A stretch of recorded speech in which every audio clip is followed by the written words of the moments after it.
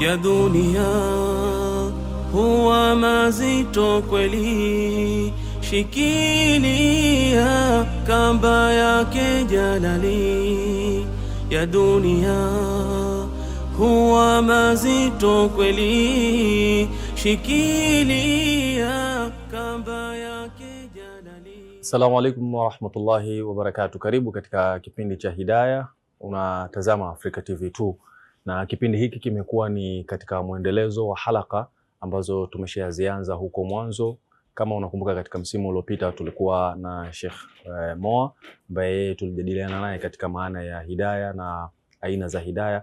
Lakini katika msimu huu tupo na Sheikh Muhammad Nduli ambapo tupo tunajadiliana kuhusiana na hidayah na aqida. Na katika halaka zilizopita zilizotangulia, kama umekuwa ni mfuatiliaji wetu, Sheikh amezungumzia katika maana ya aqida kwa ujumla, lakini pia tukaingia katika kujadili yale ambayo yanahitaji Muislamu kuyafahamu, na kwa sababu lengo kubwa ni aqida. Katika halaka ya pili tulizungumzia aqida kwa ujumla wake, japokuwa kuna mambo mengi sana ambayo kwa hiyo Muislamu unahitaji kukaa na kuchukua muda wako ili kusudi uweze kuyafahamu kuhusiana na aqida. Kwa uwezo wa Allah Subhanahu wa Ta'ala, tutajitahidi kwa hizi dakika tulizonazo kujadili yale ambayo yanaweza kuwa yana umuhimu zaidi, japo yote ni ya muhimu zaidi kwako wewe mtazamaji. Sheikh, karibu sana katika Hidayah. Na leo tupo tunajadiliana kuhusiana na hidayah na aqida, mafungamano yake, hivi vitu viwili. Bismillahirrahmanirrahim. Alhamdulillahi rabbil alamin, wa sallallahu wa sallama wa baraka ala abdihi wa rasulihi nabiyyina Muhammad wa ala alihi wa sahbihi ajma'in. Aqida na hidayah yana mafungamano. Yana mafungamano, na ukitazama jambo moja linaingia katika jambo jingine, na kisha kunapatikaniwa makusudio ya yale ambayo Uislamu unataka. Sahihi. Taendelea kuangalia maneno ya maulama katika masala haya.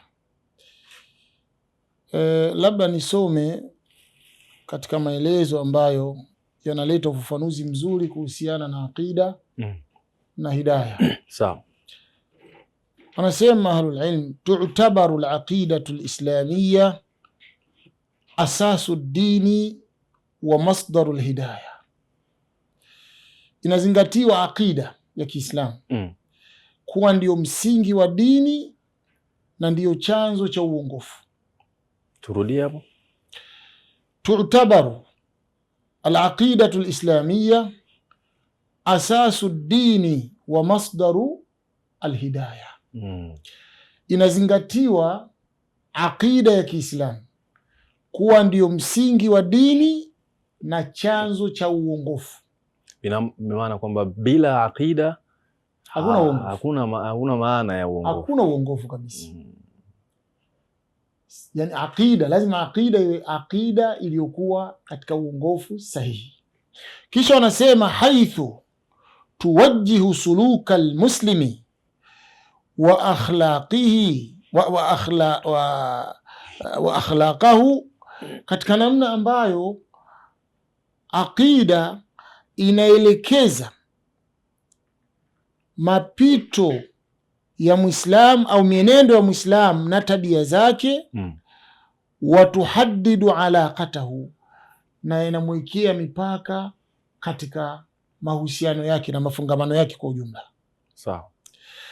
Watuhaddidu alaqatahu billahi ta'ala, na inamwekea mipaka na viwango vya mafungamano yake kwa Allah Ta'ala. Nini ambacho kinamfanya mtu Muislamu kuwa na mipaka na utaratibu na miongozo ya mafungamano yake kwa Allah Jalla wa Ala? Aqida. Tu'tabaru al-aqidatu al-islamiyya, inazingatiwa aqida ya Kiislamu asasu dini wa masdaru al-hidayah, kuwa ni msingi wa dini na ndio chanzo cha uongofu. Kwa hiyo hapa tunapata maana ya mafungamano baina ya hidayah na aqida. haithu tuwajjihu suluka almuslimi, katika namna ambayo hiyo aqida inaelekeza mwenendo wa Muislam wa akhlaqahu, na tabia zake, wa tuhaddidu alaqatahu billahi ta'ala, na zinamwekea mipaka na njia za mafungamano yake kwa Allah Ta'ala. Yani wewe na Allah mnafungamana vipi? Aqida na kuwekea utaratibu. Unamwamini na kumuitakidi Allah Jalla waala katika taratibu zilizowekwa kwenye aqida. Na kwa hivyo aqida lazima iwe aqida sahihi ambayo itakufanya usiingie katika upotevu na hatimaye kuingia kwenye kufuru. Maana kwamba kuna wengine ambao wameingia katika kuita, yani huko kuna kuitwa kumwamini Allah Subhanahu wa Ta'ala na kutekeleza maamrisho yake, lakini ndani yake kuna shirki na mambo mengine. Bila shaka. Na hiyo ni madhara makubwa sana. Kisha anasema fal imanu sahih billahi, imani sahihi kwa Allah wa malaikatihi wa kutubihi wa rusulihi wal yawmil akhir, na malaika wake na vitabu vyake na mitume wake na siku ya mwisho.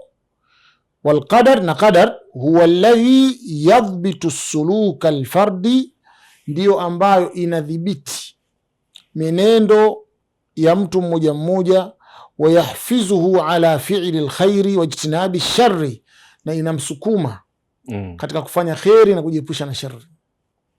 Kwa sababu unamwamini Allah Jalla waala, unaamini malaika, unaamini vitabu, unaamini mitume, unaamini siku ya mwisho, siku ya malipo, unaamini qadar. Hivi vitakusukuma wewe katika kujiepusha katika kufanya kheri ambayo itakupelekea kufaulu siku ya mwisho, lakini pia kuepukana na shari ambayo kutakufanya uangamie katika siku ya malipo. Sahihi. Kisha anasema wa yas'a litahqiqi alistiqamati fil aqwali wa af'alihi, na inakwenda mbali zaidi, inampeleka katika kuhakikisha huyu mtu kuwa na msimamo sawasawa. Istiqama maana yake kulazimiana na haq. Sawa. Wa yas'a, na inampeleka litahqiqi alistiqamati, kuthibitisha istiqama yake, kuwepo kwa istiqama. Istiqama maana yake kulazimiana na haki, fil aqwali wa af'alihi, fi aqwalihi wa af'alihi, katika maneno yake na vitendo vyake. Mtu ambaye ana uongofu katika aqida, uongofu sahihi katika aqida, maneno yake na vitendo vyake vyote vinadhibitiwa na ile aqida aliyonayo. Hawezi kutamka maneno ya shirki wala ya kufuru, wala hawezi kumsifu Allah Jalla waala sifa za hovyo, au hawezi kumsifu Allah sifa inayotokamana na akili yake, na kwamba yeye hajachukua sifa ile ya Allah ndani ya Qur'ani wala ndani ya Sunna, kama vile ambavyo hawezi kumuita Allah Jalla waala jina ambalo hajiita yeye mwenyewe. Shekhe, kuna hapo uliposema kwamba mtu hawezi kumsifu Allah Subhanahu wa Ta'ala kutokana na akili yake, kuna hii naweza nikasema inakuwa ni kama bahati mbaya. Yani kwa mfano mtu anaweza kusema likao limetokea jambo, mtu akaingiza sifa ambayo kiuhalisia si katika mlolongo au zile sifa ambazo Allah mwenyewe Subhanahu wa Ta'ala amejisifu mtume wake Muhammad sallallahu alaihi wasallam amezizungumza. Mfano mtu akasema kwamba labda Mwenyezi Mungu fundi bwana, maneno kama haya. Mtu kama huyu vipi kusema Mwenyezi Mungu ni fundi? Ni neno ambalo Mungu wa ajabu bwana.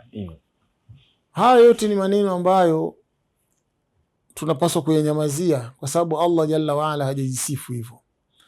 Kwa sababu hata alipotaja neno sun'at Allah, utengenezaji wa Allah, anakusudia uumbaji. Ufundi ni kitu kingine na uumbaji ni kitu kingine. Kwa hivyo si sawa mtu Muislamu kumsifu Allah Jalla waala sifa ambayo yeye hajajisifu wala mtume wake alayhi salatu wassalam hajamsifu. Ni makosa katika itikadi sahihi. Ni makosa katika itikadi. Na kama sasa mtu ndo hivyo atubie kwa Allah Jalla waala, atubie kwa Allah Jalla waala, kwa sababu sifa za Allah na majina yake yote yanapatikaniwa ndani ya Qur'an na katika sunna sahihi. Huwezi kupata pahala pengine. Huwezi kupata pahala pengine. Sahihi. Sasa tuingie katika kuelezea maingiliano baina ya aqida na hidayah. Aqida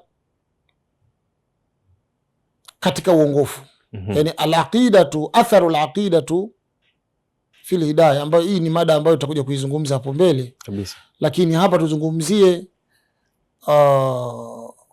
mafungamano ya aqida katika uongofu. Sheikh anasema al-aqidatu tusahimu fi binai shakhsiyati al-muslimi al-qawiyati al-muttazina. Aqida inatoa mwelekeo katika kujenga utu wa Muislamu wenye nguvu, wenye kupimika katika vipimo vya sawa. Allati ta'tazzu almuslimu alqawiyati, allati ta'tazzu biislamiha, ambayo mtu atatukuka na kuwa na izza kwa Uislamu wake. Watatathiqu binafsiha, na atakuwa ni mwenye kuamini na kuwa na matumaini kwa nafsi yake. Watatahalla, na atajitokeza Muislamu huyu bisabri wal yaqini billah, kwa subira na yaqini kwa Allah jalla wa ala. Watuwajihu tahaddiyati alhayati bishajaatin wa thabatin, na atazielekea yale mambo yenye kujitokeza katika uhai kwa ushujaa na kwa thabati. Haya ikiwa yatamtokea Muislamu ambaye yeye binafsi ana aqida iliyokuwa sahihi, amefungamana na uongofu wa kweli, maana yake itampelekea yeye kufanikiwa katika maisha yake dunia. Anasema mambo haya yataleta tahqiqu saadati wa timinani fi hayatihi, yataleta uhakika wa mafanikio na utulivu katika maisha yake. Sheikh, wakati unaelezea hii maana hapo, hayo mafungamano, kuna neno umeligusa, umesema aqida. Mtu anapokuwa na aqida katika hidayah inampa utu. Naam. Kuna maneno yanakuwa yanazungumzwa, na ni vizuri kwa sababu wanatutazama watazamaji liweko sawa hili, kwamba kuna aina fulani ya mtu akionekana kwamba yupo katika uongofu, katika kuongoza watu katika haki, msimamo wake anaitwa kwamba ana msimamo mkali. Yani kwa mfano, labda naweza tukatolea mfano miongoni mwa maulama waliotanguliwa kama Sheikh Ibn Taymiyyah, alivyoonekana ana msimamo huo, baadhi ya Waislamu wengi wamekuwa wakishambulia kwamba bwana ana msimamo mkali hivi na hivi. Tunaweza tukalizungumzia vipi hilo? Sababu ule utu ambao tunatakiwa kuelewa hapo, inaonekana kama vile haupo kwa hawa watu, yani hauonekani. Watu kusema Sheikh al-Islam Ibn Taymiyyah rahimahullah ta'ala na msimamo mkali sijui nini, hii inaonyesha jinsi gani wao kutokuwa tayari kufuata haki. Hiyo moja. Lakini mbili, inaonyesha jinsi yao ya kutokuufahamu Uislamu sahihi. Bali Sheikhul Islam ameitwa Sheikhul Islam kwa sababu ni mujaddidi katika zama zake, amesimama katika aqida sahihi, katika mtazamo uliokuwa sahihi, na hakuna kipi ambacho amekileta Sheikhul Islam Ibn Taymiyyah isipokuwa kila kitu amekitoa ndani ya Qur'an na Sunna sahih ambayo ametuachia Bwana Mtume sallallahu alayhi wasallam. Kwa kusema kwamba Sheikhul Islam ana msimamo mkali, ule si msimamo mkali, ndio msimamo wa Uislamu, ndio msimamo uliokuwa nao Bwana Mtume sallallahu alayhi wasallam. Na uzuri ni kwamba Sheikhul Islam kila jambo analolisema ananukuu dalili, anarifaa Qur'an au Sunna, na kisha anaeleza, analeta maelezo masahaba radhiallahu alayhim namna walivyofahamu katika vitabu vyake vyote. Takriban ukisoma unapata elimu iliyotoka katika masdar sahihi ambayo ni Qur'ani na Sunna na ufahamu wa wema waliotangulia. Na hili ndio jambo ambalo Waislamu wanatakiwa kujua kwamba ndio Uislamu sahihi. Ikiwa wewe unasema msimamo wa Sheikh ni mkali, upi? Kakiuka katika lipi? Kaenda kinyume katika msimamo gani? Lazima uainishe. Sahihi. Kitu ambacho labda kanukuu, hajanukuu popote, hakuna ushahidi popote, yeye kakisimamia na nini, kiainishe. Kama mwanadamu tutasema hapa Sheikh labda kateleza, lakini wapi mahali ambapo Sheikh al-Islam ameteleza akafanya jambo kinyume, au akasema jambo au akaandika jambo kinyume na utaratibu wa sheria ambazo Allah jalla wa ala ametuwekea. Sahihi kabisa. Kwa hiyo uongofu wa kweli ambao Muislamu atashikamana nao, uongofu huu utampeleka katika akida iliyokuwa sahihi, bali akida yenyewe itamuongoza huyu mtu katika uongofu uliokuwa sahihi. Mathalan anasema annajatu naam, anasema al-imanu billahi wal yawmil akhir, kumwamini Allah na siku ya mwisho, yamnahu al-muslima saadata wat-tuminani, kunampatia Muislam mafanikio na utulivu, wa yukhaffifu anhu alami dunya wa mataiha, na kunamkhafifisha Muislam maumivu ya dunia, wa mataibiha, na zile tabu na uchovu na shida na dhiki zilizopo katika dunia, pale atakapomwamini Allah jalla waala vizuri na kaamini siku ya mwisho, kwa sababu ataamini kwamba haya yote ni ya kupita, maisha yangu yako akhira. Kwa hivyo hapa nitakachokutana nacho ni katika mitihani, ni katika maandalizi, natakiwa kuwa kadha, natakiwa kuwa kadha. Kwa hiyo itampa nguvu na msimamo wa sawasawa. Wayajaluhu mutafailan wa wathiqan bimustakbalihi, na kutamjalia yeye ni mwenye kutarajia na mwenye kuamini mustakbali wake, kwamba mimi nina mustakbali, baada ya kufa nina maisha, baada ya kufa nitasimama mbele ya Allah. Kwa hiyo maneno nayoyasema yanaandikwa, vitendo navyovifanya vinaandikwa, na mustakbal lazima nifanye yaliyokuwa yanamridhisha Allah jalla waala, ili katika mustakbali wangu uko mbele nifaulu na kwenda katika maisha yenye raha na peponi. Kisha anasema annajatu min aldhalali walinhiraf, kunusurika mtu, kuokoka kutokana na upotevu na kupinda. Alaqidati sahihati, aqida iliyokuwa sahihi, tahmi lmuslima min alwuqui fi barathini dhalal, aqida ya Kiislam inamhami na kumsaidia Muislam katika kuingia katika ubaya wa upotevu, walinhirafi lkufri walakhlaqi, na kupotoka kwa na upotevu na kupinda kwa ukafiri na kitabia. Watajaluhu mutamassikan bilqayimi lislamiyati samia, na kutamjalia yeye kuwa ni mwenye kushikamana msimamo wa Kiislamu uliokuwa sawasawa. Tahqiqu ataqaddumu waruqa, kutaka kumthibitishia kutangulia mbele na kupanda juu katika mafanikio. Walamal walijtihadi, na matendo na jitihada. Watahuthu lmuslima ala sa'i litaqaddumi waruqa, na kutamuhimiza Muislam katika kuhangaika kutekeleza yale ambayo ameamrishwa afanye, na kutangulia mbele na kupanda fi jamii majalati lhayati, katika sehemu zote za uhai, katika nafasi zote za uhai, bima yuhaqiqu lkhaira alfardi walmujtami, na haya ndio mambo ambayo yanathibitisha kheri kwa mtu mmoja mmoja na katika jamii kwa ujumla. Anasema amthilatu fi lqurani wa sunna, mifano ambayo inaonekana inapatikaniwa ndani ya Qur'an na Sunna katika kuonyesha mafungamano ya uongofu na aqida. Qauluhu ta'ala, qauli Allah ta'ala nasema, faman ya'mal mithqala dharratin khairan yara, atakayefanya matendo mfano wa dharra, yani tendo dogo lenye mfano wa dharra, chembe ndogo sana, khairan, jambo hilo likiwa la kheri, yara, ataliona kwa sababu ana siku ya akhira, ataonyeshwa kila kitu alichokifanya, kidogo, kikubwa, kipunje na kadhalika.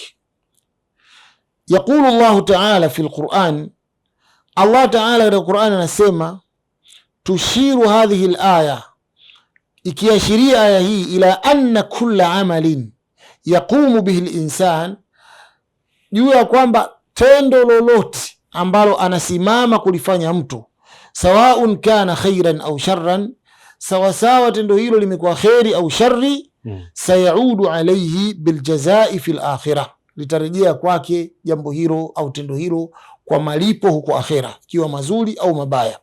Mimma yahfizu almuslima, katika namna ambayo inamsukuma Muislam ala fi'li alkhairi wa tajannubi shari, katika kufanya kheri na kujiepusha na shari. Kwa hiyo hayo itikadi aliyonayo, akida aliyonayo Muislam kwamba mimi hata nikimdharau mtu katika moyo wangu, hii ni amali, talipo akhira. Nikimsengenya mtu, hii ni amali. Nikimdhulumu mtu, hii ni amali. Nikichelewesha swala ikatoka katika wakati wake, hii ni amali. Nikitanguliza mambo yangu nikayarudisha nyuma mambo ya Allah jalla wa ala, hii ni amali.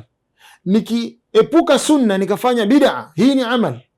Nikiponda sunna nikasema kwamba sunna si lazima na wanaofanya hivi wamezidi na kadha na kadha, hii ni amali. Talipwa mbele ya Allah jalla wa ala, itamsukuma Muislamu kuhakikisha kwamba anafanya kheri tupu, anazikimbilia kheri na kujiepusha makatazo. Naam Sheikh, mafungamano ya aqida na hidayah ndio yalikuwa mazungumzo yetu mimi na Sheikh Muhammad Andul. Sheikh, labda tumalizie Waislamu katika dunia hii ya leo, utanipa reference hapo katika kutokana na hili swali langu. Tumekuwa tupo katika makundi tofauti tofauti sana, na kila mmoja anadai msimamo alionao ndio msimamo sahihi, na kila mmoja yeye anajiona kwamba hapo alipo ndo sahihi. Kila mmoja anamsema mwenzake kwamba fulani hayupo katika njia sahihi. Hata wale ambao muda mwingine tunakuwa tunadhania kwamba tupo nao pamoja, muda mwingine tunakuta hivyo, tunajitenga. Sababu hasa inakuwa ni nini wakati aqida inafungamana na uongofu? Unaona haya huku kutengana na huku kugawanyika ni kwa sababu ya aqida. Yani kuna watu wameshikamana na aqida sahihi, okay, na kuna watu wana itikadi tofauti, wana aqida mbovu. Na haya aliyesema Mtume sallallahu alaihi wasallam katika hadithi, wasataftariqu ummati ala 73 firqa, umma wangu utagawanyika katika makundi 73, kulluha fi nar illa wahida, makundi yote ni motoni isipokuwa kundi moja. Hadithi hii ndefu. Mtume alayhi salatu wassalam alianza kuzungumzia Mayahudi, akasema Nasara, kisha akaja katika umma wake alayhi salatu wassalam. Na haya makundi yote ni ya bid'a, makundi 72 yote. Kwa nini amepotea? Aliposema umma hakumaanisha dini zingine, imaanisha Waislamu. Umma tu una maana mbili katika sheria. Sawa. Kuna ummatul ijaba na ummatud da'wa. Ummatul ijaba ni umma uliomuitikia Allah na mtume wake, kwamba wao wanasema wanamwamini Allah na mtume. Na ummatud da'wa ni umma mbalimbali, makafiri, wapagani, shirikina na wengineo katika umma mbalimbali. Sasa alichokusudia umma, Mtume alayhi salatu wasallam akakusudia ummatul ijaba, kwa sababu hadithi ni ndefu. Unajua kaanza kuzungumza kwa Mayahudi huko, iftaraqatil yahudu ala 31 firqa kulluha fi an-nar ila wahid. Kisha akasema waftaraqatin nasara ala 72 firqa kulluha fi an-nar illa wahid. Kisha akasema walladhi nafsi biyadi wasataftariqu ummati ala 73 firqa. Kwa hiyo ikiwa maana ya umma hapa itarejea katika ummatu da'wa, kawataja Mayahudi, kawataja Manasara, kisha kaja ambao sio katika ummatu al-ijaba. Kisha kaja kutaja umma wake ambao una tofauti katika kufarikiana kwake. Wale wametofautiana makundi 71, al-Yahud makundi 70 motoni isipokuwa moja. Manaswara makundi 72, 71 motoni, kundi moja peponi. Kisha akaja akaapa kataja umma wake, anakusudia ummatul ijaba. Akasema wamegawanyika makundi 73, 72 motoni isipokuwa kundi moja. Na katika hadithi hii Mtume alayhi salatu wasalam akasema wahiya aljamaa, na hilo ndio kundi. Na alipoulizwa man humul jamaatu ya Rasulullah, ilo kundi ni kina nani au? Akasema humul ladhina ala mithli ma ana alayhi wa ashabi, ni wale ambao wako mfano wa vile nilivyo mimi na masahaba zangu.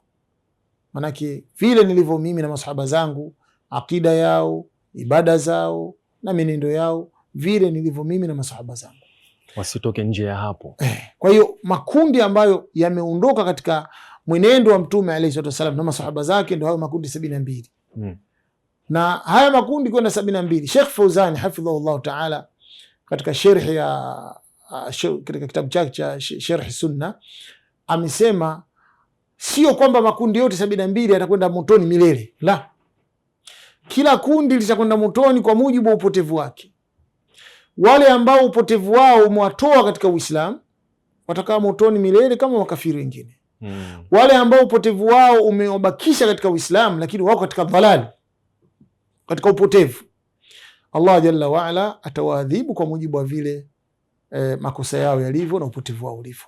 Shukran sana Sheikh, mambo ni mengi na muda ni mchache, na natamani laiti na muda ungekuwa unatosha tungeendelea na kuyachambua hayo mambo. Mtazamaji wa Africa TV2, tulikuwa tunazungumza katika halaka hii mafungamano ya hidayah na aqida, na nadhani umefaidika vya kutosha.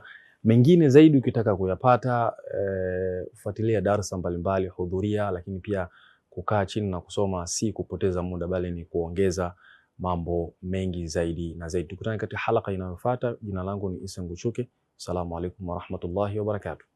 Ya dunia huwa mazito kweli, shikilia kamba yake jalali. Ya dunia huwa mazito kweli, shikilia kamba yake